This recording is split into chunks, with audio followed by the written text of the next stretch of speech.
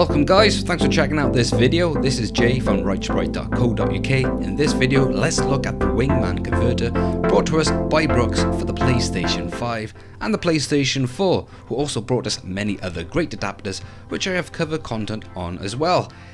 If you'd like to see how this adapter works for the PlayStation 4, I'll pop that up in the corner for you now and also in the description. In this video, I'll be covering how it works for the PlayStation 5. This crafty awesome little adapter enables usage of many, if not most, of all Xbox controllers and peripherals. This item is listed on Amazon UK with great delivery and services. As well, it is available over in the States via the web store Shop Happily, who are the guys who were kind enough to send me this adapter just for review purposes. Now let's get into its compatibility. Is it worth getting and why? It also comes with this tidy looking keyring and some stickers. Love those little touches.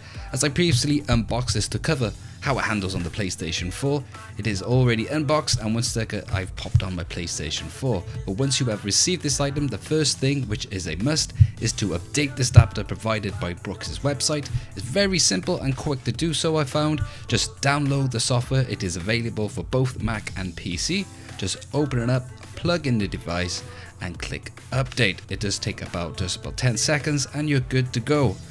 The update for the PlayStation 5 stability and usage was released in early to mid-March, not too long in making this video. Now let's pop it in and connect. I won't be able to cover all that is available to connect with this adapter. My main focus is the Xbox One wireless controller, one of my personal favorites. Later I will go and show some other connectivities with controllers later on in this video. So once plugged in, make sure you have your Xbox console unplugged. Don't want to be turning that on by mistake. You hold down the buttons on the adapter until they are constantly flashing, which means the wireless sync connectivity is now available. Whilst the adapter is flashing, hold down the receiver button on top of the Xbox One controller until that is flashing. Give it around 20 to 30 seconds and then they should sync and connect. And there we have it. Let's get into its stability. I tried connecting this first straight out of the box and found it connected to the Xbox One controller just fine, but it would lose its connectivity not too long after. Now with the most recent update and after some few hours of testing, the update has done a great job. No complaints with the stability now.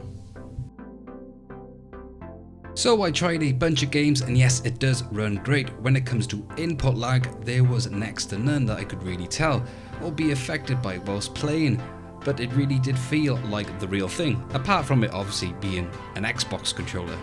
If you were to put it under a microscope, you may find that perhaps there is a small amount. I don't have access to such things, but I can safely say that if there are some, it is unrecognizable. When it comes to wired Xbox One controller, you just simply put that into the USB in the front slot of the adapter, but you will find some troubles if you have already synced up a controller.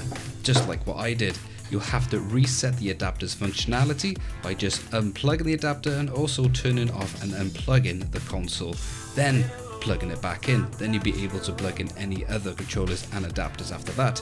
There were no issues, simply with the wired controller it worked really well, but you may even find there was less lag with the wired controller if you put it under a microscope. Plugging in my pair of headphones with a mic does not actually work with these adapters unfortunately, but perhaps somewhere down the line we may get some updates. But if any of you guys have had any luck trying to get some headphones and mic to work with this, let me know in the comments box below. With the Xbox One controller wirelessly set up and the console turned off or even in rest mode, unfortunately you won't be able to turn it on from the controller. You have to have the console actually turned on first and then press the Xbox button to turn on your controller.